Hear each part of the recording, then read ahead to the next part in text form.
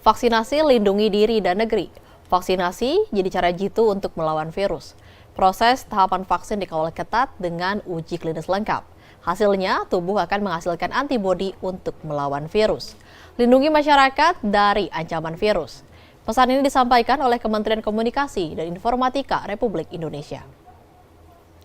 Presiden Joko Widodo telah melantik 6 menteri baru di Kabinet Indonesia Maju per 23 Desember 2020. Direktur Eksekutif Indobarometer Muhammad Kodari menilai reshuffle yang dilakukan Jokowi kali ini merupakan reshuffle terbaik dari yang sebelumnya. Berikut perbincangan jurnalis Jawpos TV Nurul Hotimah dan juru kamera Ori Salvian. Presiden Joko Widodo baru saja mereshuffle sejumlah menteri di Kabinet Indonesia Maju.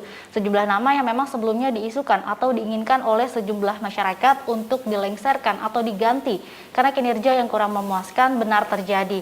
Saat ini saya sudah bersama dengan Direktur Eksekutif Indobarometer Muhammad Kodari. Halo Bang Kodari, apa kabar? Alhamdulillah baik, Nurul. Bang Kodari, ini kan akhirnya Presiden Joko Widodo melakukan reshuffle nih. Iya. Ada 6 menteri yang diganti dan ada 6 wajah baru. Betul. Bagaimana pandangan Bang Kodari melihat hal itu? Pertama saya melihat memang ini momentumnya tepat ya. Artinya kan ada peristiwa dua menteri di kartu merah oleh KPK. Jadi ada pos yang kosong. Yang kedua, memang dari tradisi sebelumnya Pak Jokowi itu setahun pemerintahan kan mengadakan evaluasi begitu. Bahkan periode pertama itu nggak sampai 1 tahun loh, ya itu sudah ada pergantian menteri. Nah yang ketiga kebetulan akhir tahun, jadi tahun depan akan ada program baru, anggaran baru. Jadi kalau ada menteri baru masuk sekarang itu pas lah. Kan beda kalau udah di tengah jalan, anggaran udah jalan, program udah jalan, tentu tidak senyaman dan seideal kalau di awal tahun. Itu yang pertama. Yang kedua, hemat saya sebetulnya reshuffle kali ini merupakan reshuffle terbaik Pak Jokowi ya, the best reshuffle ever menurut saya. Yang kedua, menurut saya yang dicari oleh Pak Jokowi juga adalah keberpihakan. Dalam kasus ini ada 2 nama, pertama Pak Lutfi, kedua Yakut Khalil Qomas. Nah, keberpihakan apa? Dalam kasus Pak Lutfi, Menteri Perdagangan yang sebelumnya itu menurut beberapa pendapat kurang keberpihakannya kepada kepentingan nasional begitu. Nah, diharapkan dengan Pak Lutfi sebagai mantan Ketua Umum HIPMI, Himpunan Pengusaha Muda Indonesia, yang di dalamnya adalah banyak pengusaha muda, baru berjuang, kemudian juga nasional, pribumi begitu. Jadi elemen keberpihakan itu akan lebih menonjol. Nah, kalau Pak Yakut, ya pertama tentunya adalah mengembalikan pos Kementerian Agama kepada NU, ya kan? Ya itu kan NU Jawa Timur tuh, wah gimana ini kok bukan NU begitu ya. Yang kedua, memang NU itu merupakan pilar ya Republik Indonesia. Islam yang pertama jumlahnya besar, kedua pemikirannya moderat, toleran, pluralis. Nah yang ketiga, profesional atau manajerial. Itu adalah Budi Gunadi Sadikin, BGS, dan Wahyu Sakti Trenggono. Terkait dengan nama Sandiaga Uno ini kan cukup menarik ya. Dulunya rival di Pilpres 2019, akhirnya masuk ke jajaran Kabinet Indonesia Maju gitu. Ada 2 nama, Prabowo dan Sandi sekarang jadi menterinya Presiden Jokowi. Seperti masyarakat menilai seperti nyoblos 1 dapat 2. Ini gimana nih Bang pendapatnya? Ya mungkin itulah uniknya Indonesia ya. Beli 1 dapat 2 begitu ya. Walaupun kemudian bertahap. Saya kira begini, kabinet itu kalau dalam pemerintahan kita punya beberapa fungsi. Pertama adalah fungsi manajerial, fungsi manajemen. Pak Jokowi ini ibaratnya CEO ya, Indonesia Incorporated gitu. Untuk melaksanakan program-program pembangunan, visi misinya dia ya, kemudian aspirasi rakyat, mandat dari rakyat itu memerlukan para direktur-direktur, garis miring menteri-menteri begitu. Nah, dalam melaksanakan tersebut ditunjuklah menteri-menteri yang yang memiliki kompetensi, memiliki kelebihan.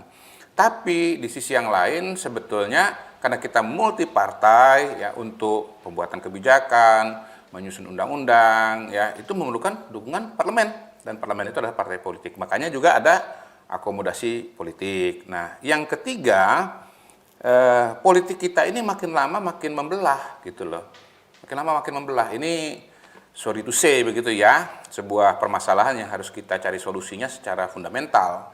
Tetapi dalam waktu singkat, saya kira salah satu solusinya adalah dengan menggabungkan kekuatan dengan mengakomodasi, mempersatukan ya, rival-rival politik itu ke dalam pemerintahan. Bang Kodari, ini kan kalau dari Bu Risma sendiri, ini dia akhirnya mau untuk meninggalkan Surabaya dan menjadi Menteri Sosial. Lalu PR apa sih yang harus dilakukan oleh Bu Risma ke depan? Ya, PR-nya Bu Risma pertama tentu saja jangan korupsi.